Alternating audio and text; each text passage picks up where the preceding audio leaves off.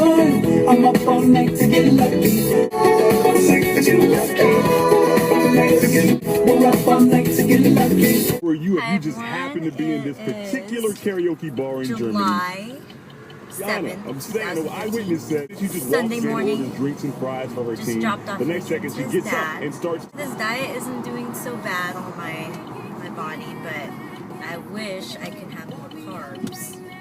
But you know, that's part of the program, and it's hard because after that hike yesterday, I bet you if I had carbs in my system, I would have gotten that hike easy, you know. But the whole time I kept telling myself, you're not going to let this hike ruin your inner peace.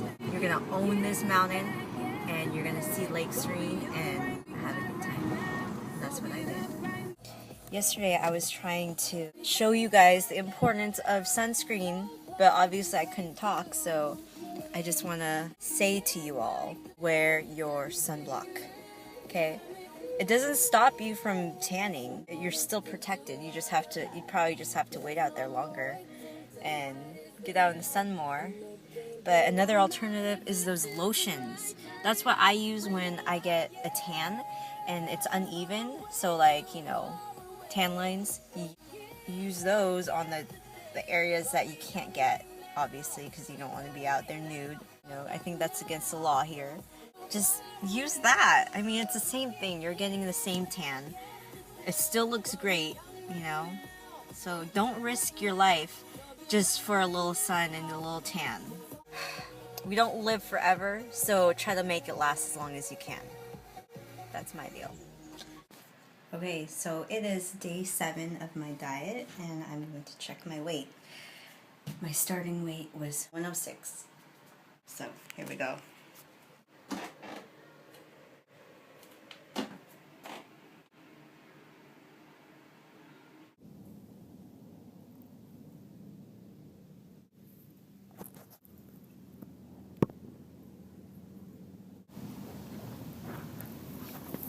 Guess what I'm doing? Alright, so I'm here at Green Lake. I'm trying my hand at stand-up paddleboarding. It is so freaking fun. It's so relaxing. Just being out here in the water and nobody around you. It's like paradise. I have my super cool life jacket for my... which is actually really cool because if I drop in the water like this,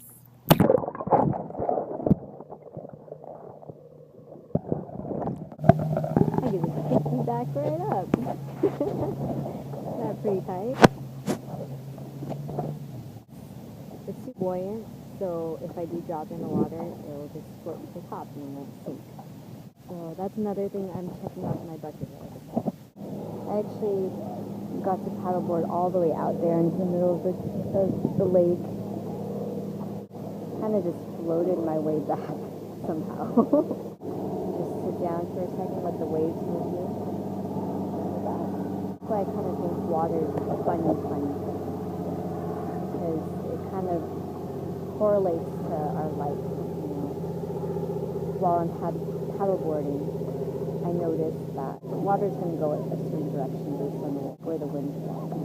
And if you are trying too hard to switch directions and really want to get this way as soon as you can, you've got to wait on the wave. It's not going to change according to when you want it to. It only changes according to the path. You've got to wait for it to have to follow through.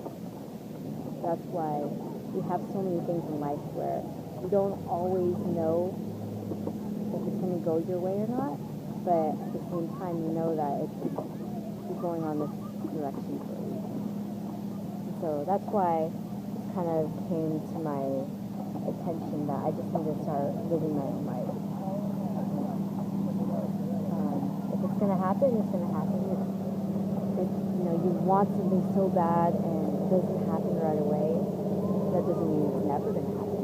That's why I don't believe in, real endings. I do believe there's always an opportunity for a new beginning, but, it is kind of hard, especially once you've gained enough momentum to get yourself in a certain direction, you really have to be, everything has to be in sync. You know, I feel like I've hit my stride. You know, I finally got told no enough times to start telling myself yes. I've been doing a lot of stuff lately, just getting my goals done, and one of the things I really want to be able to do is make sure I'm always going towards my goals. Any of my things on my mission list, I want to make sure I'm accomplishing those. Because to me, you know, like when I'm out here doing stuff like this, I feel more of a sense of empowerment. You know, I'm doing this on my own, by myself, without anyone else telling me to, because I want to. So I'm going to explain to you my 24-hour vow of silence. Originally, it started off, I had a really stressful day, and I really just wanted everyone to shut up. It doesn't matter who it was, even the most well-intentioned people, I was just like, I just want people quiet.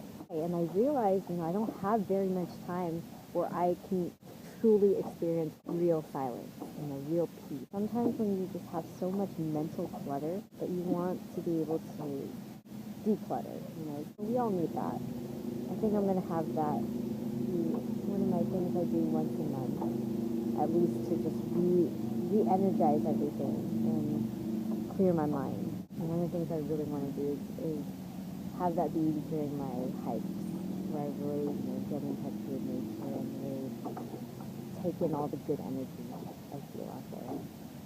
Yeah, so yeah, it did start off as me just taking a vow of silence, not talking. And the funny thing is I've kind of turned it into more of an experiment. So I noticed during this, a lot of people assumed that I was deaf, you know, because I wasn't talking. Because, you know, that's the most pivotal form of communication is to talk. And so by me not talking and taking a vow of silence, people assume that, you know, because she's not talking, she's only using sign languages and things like that, and motions and gestures, that she must be deaf. You know, but the thing is that I'm just not choosing to speak. I'm just choosing to find other ways of communication than just talking. So what I want to be able to do is have another experiment on that and really see what it's like for somebody who is deaf and try to get into their perspective of things. And of course, you know, I can't do this on my own. I have to actually interview somebody that is deaf and really get into their perspective of things and how life really is for them. And take it in another way where I can experience that myself. Obviously, you know, it doesn't always work. Yesterday when I did this vow of silence, all in all, you know, I really did stay true to that. And it's funny because, you know, I didn't even use notepad. I didn't even use any kind of writing to let people know what I was saying. But anyway, by the time I got home from my hike, I decided, you know, to change things up, not just make it a vow of silence, but also an experimental thing. So that's where I went with it. And yeah, so until next time, I'll go ahead and post another video on that.